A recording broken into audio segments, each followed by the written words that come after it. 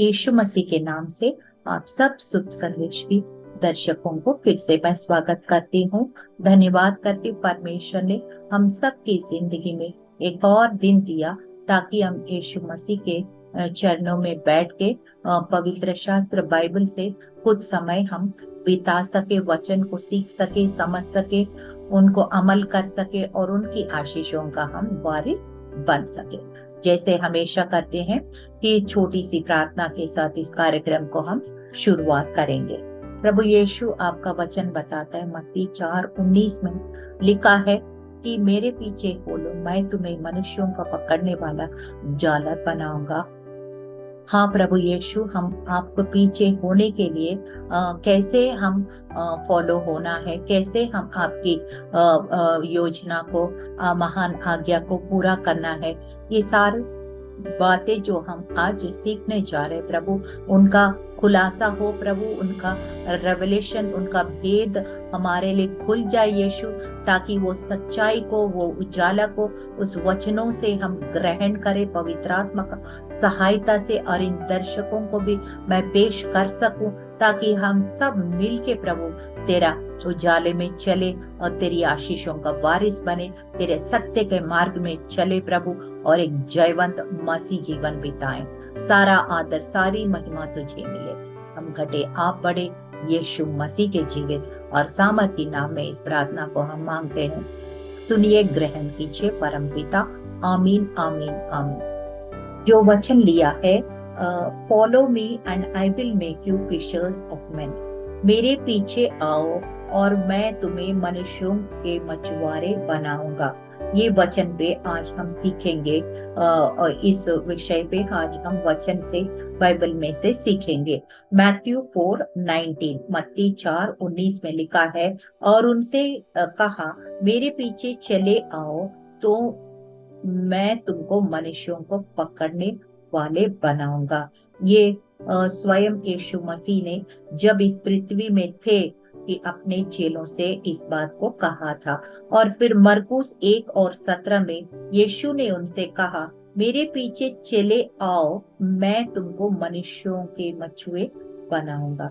यीशु मसीह कह रहे हैं कि मेरे पीछे होने से मैं तुम्हें सिखाऊंगा, सेवकाई करना है, किस तरह से नाश होने वाला आत्माओं को बचाना है, ये बातें मैं तुम्हें सिखाऊंगा। और फिर 1 कोरिन्थियंस 11:1 में पौलुस कहता है, मैं यीशु मसीह का नकल करता हूँ, तुम मेरा नकल करो। I imitate Christ so you imitate me, ऐसे करके पौलुस कहता है। वहां यीशु मसीह कह रहे हैं और यहाँ पौलुस कह रहे हैं। और इब्रानियों 6:12 में अगर हम देखेंगे तो वहां पे ऐसे लिखा है, ताकि तुम आलसी ना हो जाओ, वरन उनका अनुकरण करो जो विश्वास और धीरज के द्वारा प्रतिज्ञाओं के वारिस होते हैं। There are many heroes, many heroines who through faith and patience inherited the promises of God। इब्रानियों 11 का अध्याय में देखते, पूरा अध्याय में बहुत सारे heroes and heroines of faith, विश्वास की जो लोगों के हीरोज हीरोइंस के बारे में, कैसे उसने अपने विश्वास और धीरज के द्वारा प्रतिज्ञाओं का वारिस ठहरा है। उन लोगों को भी हमको अनुकरण करना है, यानी कि उनके जीवन को देख के कुछ अच्छा क्वालिटीज को अपनाना है।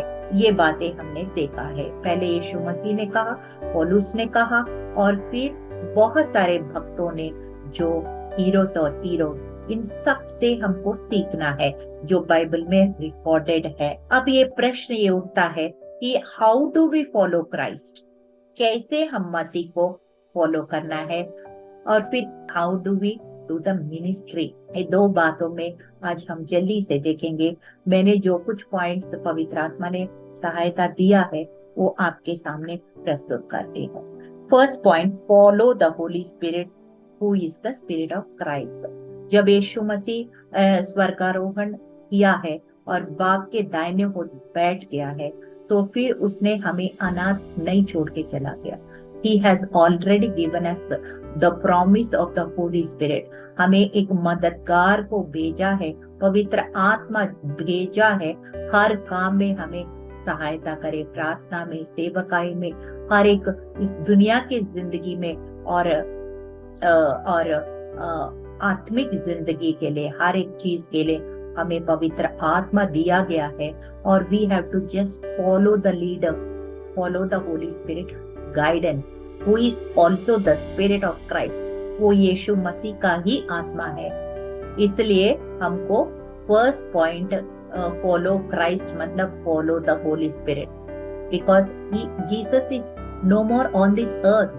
अभी पृथ्वी में वो नहीं है, वो अपना आत्मा को भेजा है, तो हम उन आत्मा को फॉलो करना है। Second point, we have to follow the scriptures.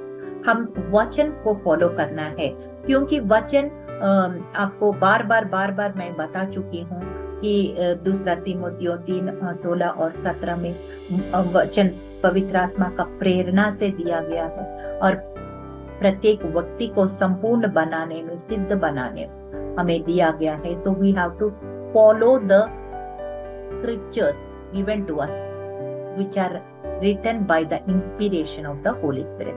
दूसरा पत्रस 3 में अगर देखेंगे तो वहां पे लिखा है, हमारा भक्ति के लिए, हमारा पृथ्वी का जीवन के लिए, हर एक काम के लिए, हमारे लिए हर एक के अवसर के लिए हमें प्रतिज्ञाएं दिया गया है। He has given us promises, he has given us the word of God for instruction, for reproof, for correction, to equip in every way। So we have to follow the scriptures। और तीसरी बात, लूका 5 और 10 में जब यीशु मसीह पुनरुत्थान होके दोबारा से चेलों को दिखाई देता, एक खास शब्द उसने कहा था, उसको मैं आपको सामने पेश करना चाहती हूँ। लूक चैप्टर 5 वर्स 10, उसने कहा, यीशु ने सिमोन से कहा, मत डर, अब से तू में मनुष्यों को जीविता पकड़ा करेगा। Do not fear, because now onwards you will catch men। कि इसका मतलब क्या है कि हम सेवकाई के लिए डर एक बहुत बड़ा रुकावट हो सकता है। और यही चेले लोग इस समय जब यीशु मसीह चले गया है तो बहुत डरे हुए थे।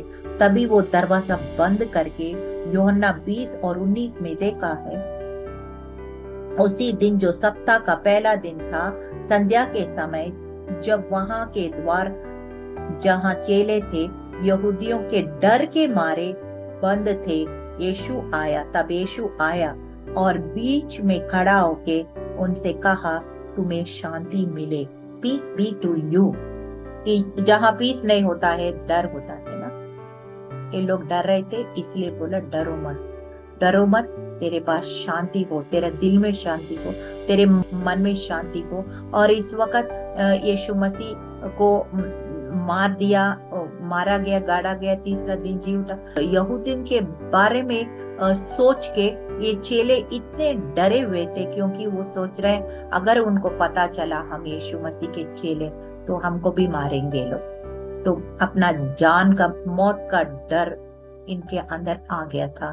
तभी यीशु मसीह ने कहा, डरो मत, डरो मत, आपका शांति हो।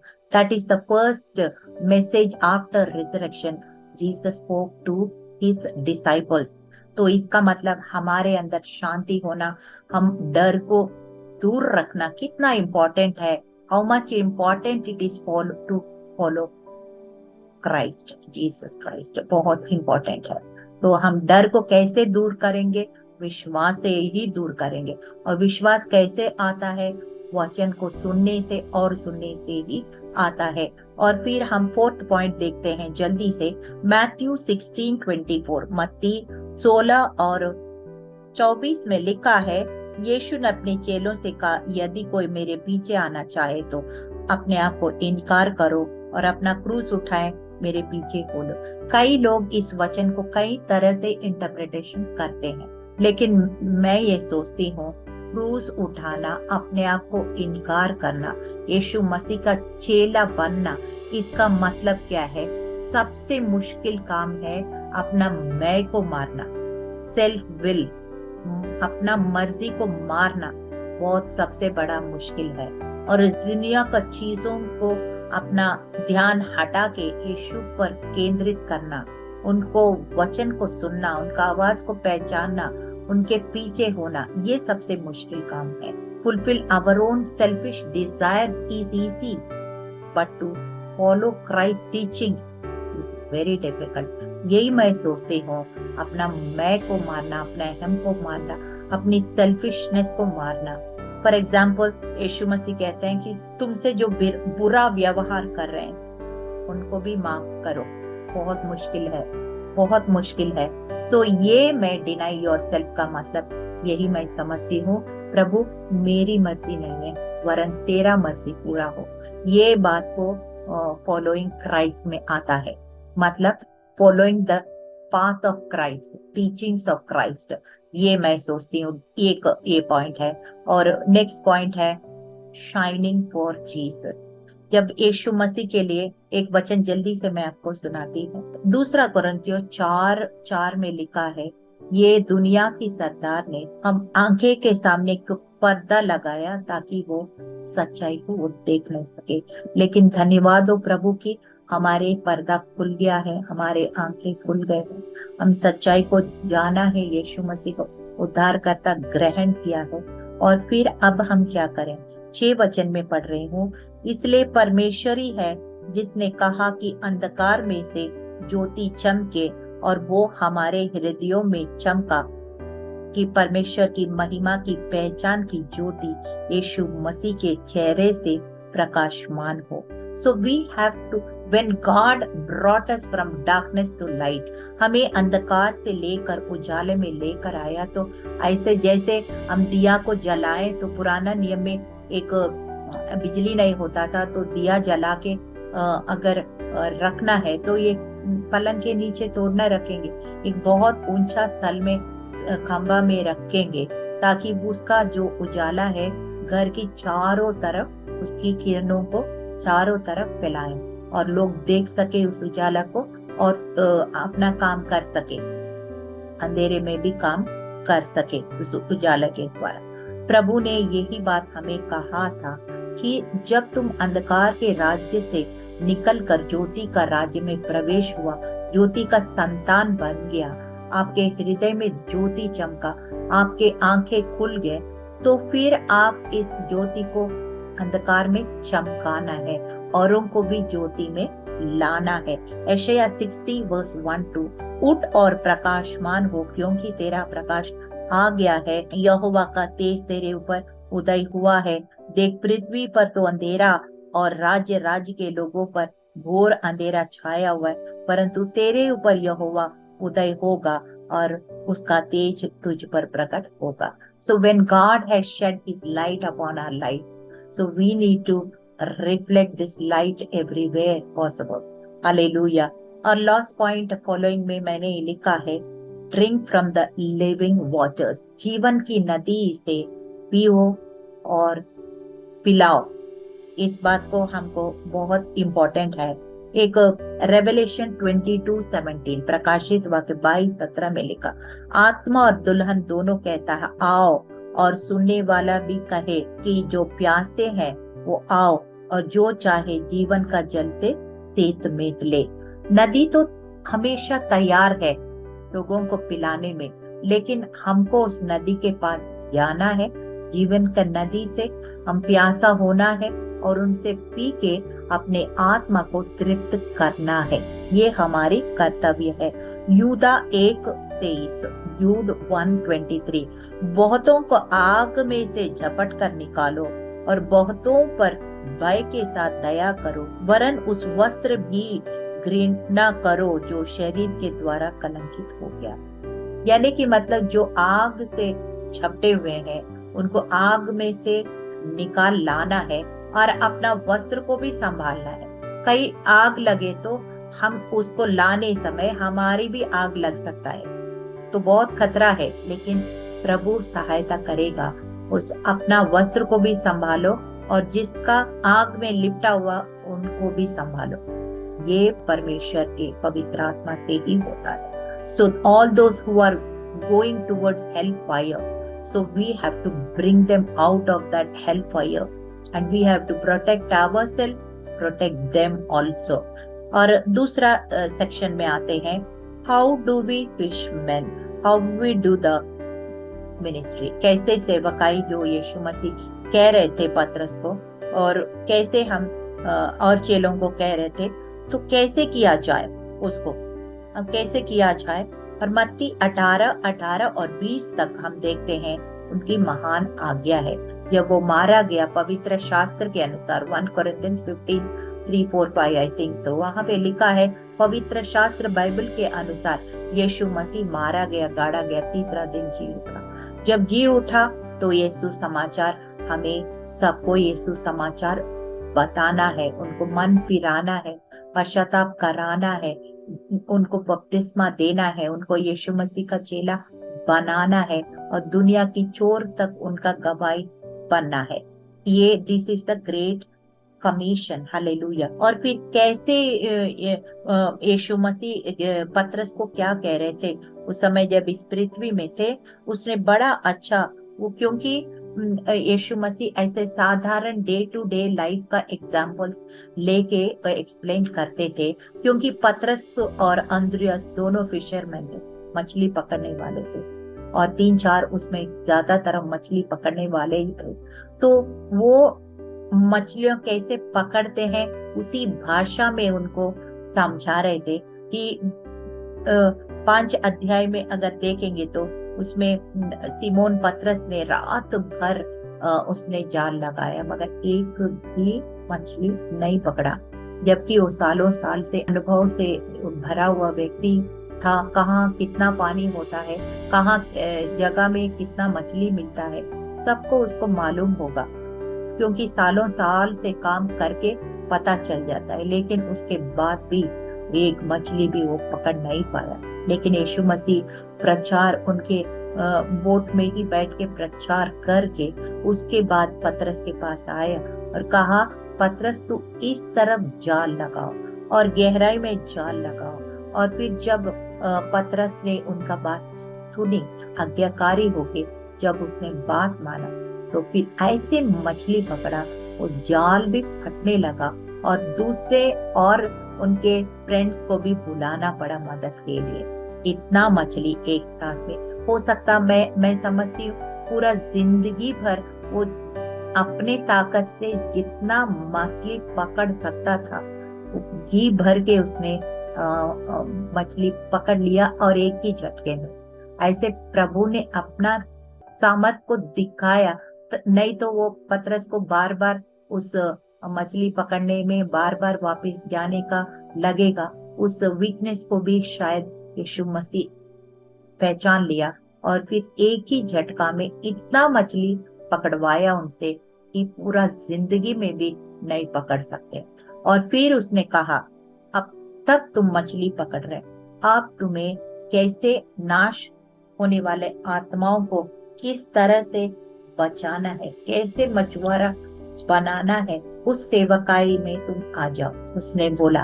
और फिर उसने इस तरह से पतरस को समझाया। ये मछली क्या दिखाता है? अपना लाइवलीहुड, अपना नौकरी को दिखाता है, अपना व्यवसाय को दिखाता है, अपने जो कामकाज को दिखाता है। और फिर जो मनुष्यों को पकड़ने वाला मछुआरा मतलब क्या है, तब मच हायर लेवल का है। तो ये बात को हमें समझ में आना चाहिए कि रोटी कपड़ा मकान से बढ़कर परमेश्वर को उद्देश्यों को समझने के लिए ये शरीर से बढ़कर हम आत्मिक आंखों से उस दर्शन को देखना पड़ता है। यही यीशु मसीह पतरस से समझा रहे, तुम कितना जिंदगी में मछली पकड़ सकते, मैं एक ही झटका में मुझसे पकड़वा के दिखाया। अब तुम जो है और बड़ा कमीशन, मिशन को तुम पूरा करना है, पूरा दर्शन को करना है। ये समझाने का यीशु मसीह पतरस को समझाने का कोशिश करते। 1-2 वचन हम पढ़ते हैं, मत्ती 6 और 33। इस सबको मालूम होता है, पहले उनका राज और उनकी धार्मिकता का खोज करो, सारे वस्तुएं मिल जाएंगे। और फिर प्रोवर्ब्स 21:21 में लिखा है, जो धार्मिकता कृपा का पीछा पकड़ता है वो जीवन और धार्मिकता और महिमा भी पाता है। Those who pursue righteousness, those who pursue his grace and favor, they will have life, they will have honor, they will have glory, they will have everything they need for this life and for eternal life. क्योंकि हम कई बार इंसान के दृष्टि से, शरीर का दृष्टि से, दुनिया की दृष्टि से देखने लगते हैं, और फिर हमें वो महान दर्शन हमें समझ में नहीं आता।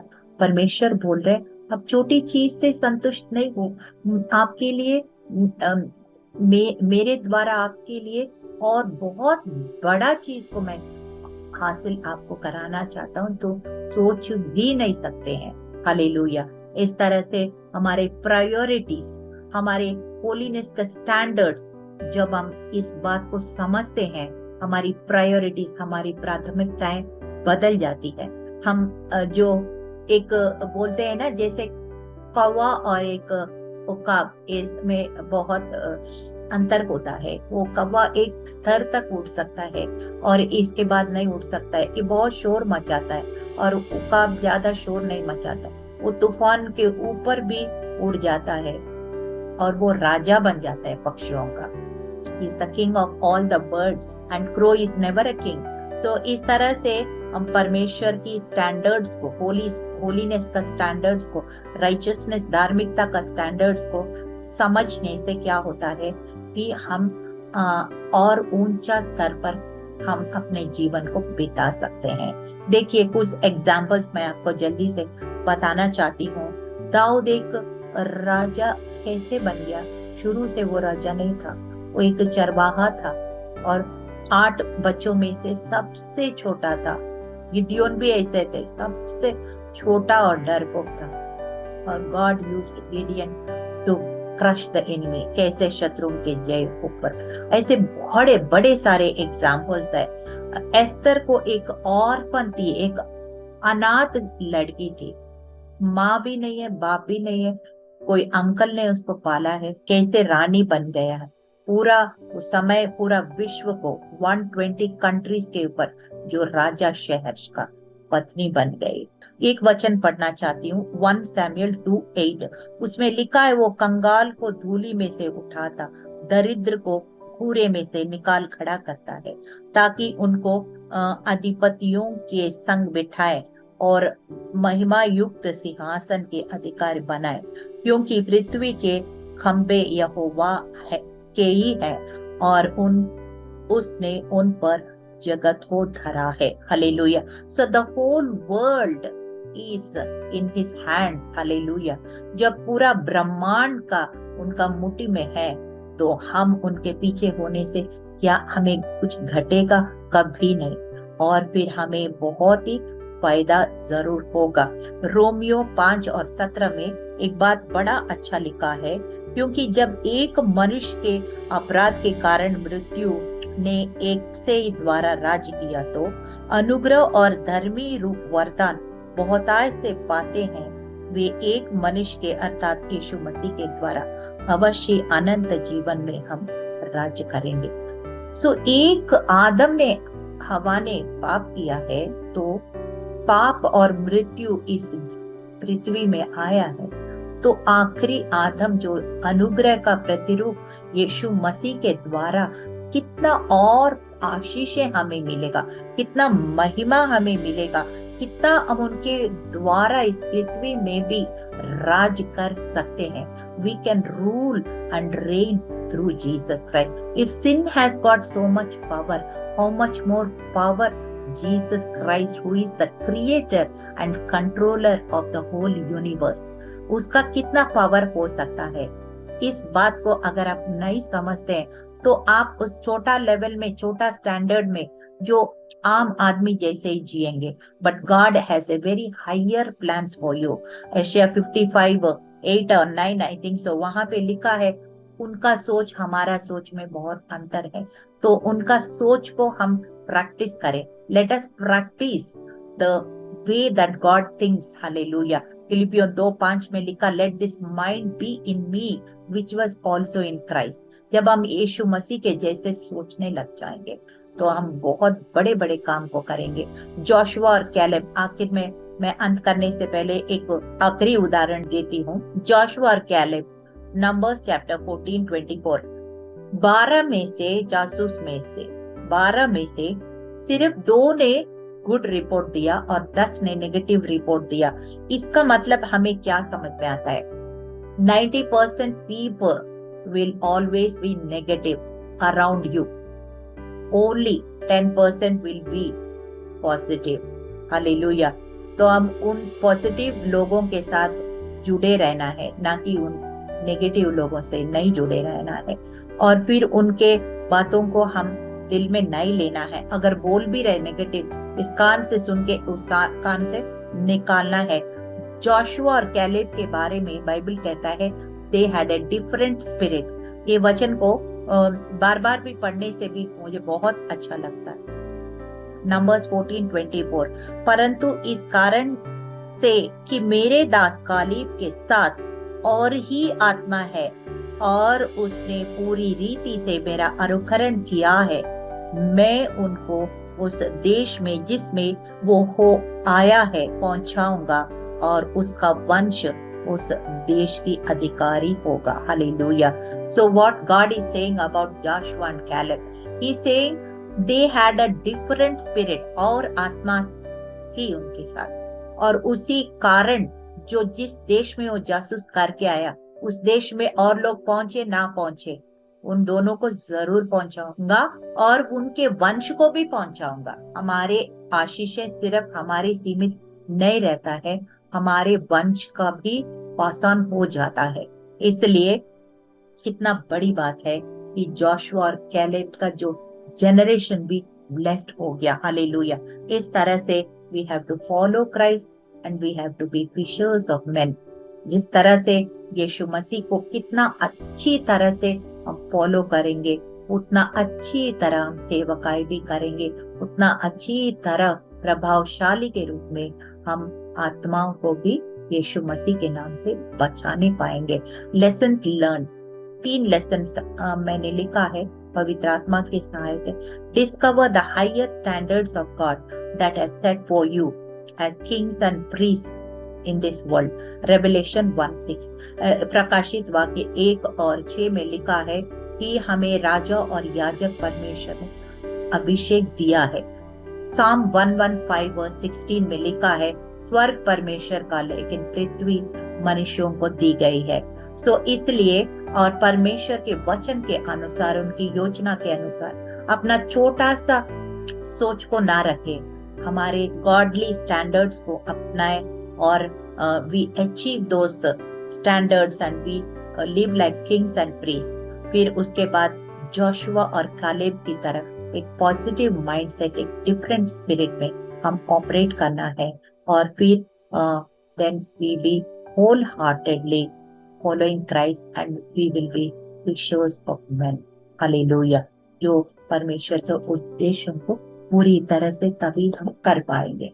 छोटी सी प्रार्थना के साथ इस कार्यक्रम समाप्त करेंगे। धन्यवाद परमेश्वर पिता, हम देखा है we have to follow Christ and we have to fishers of men.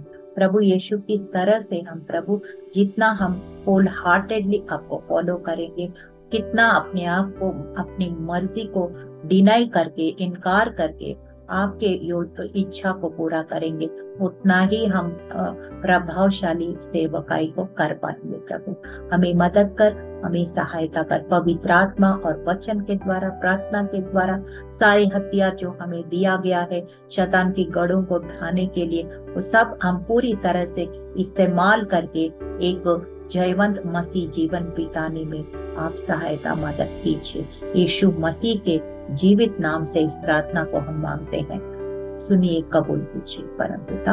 आमीन, आमीन, आमीन।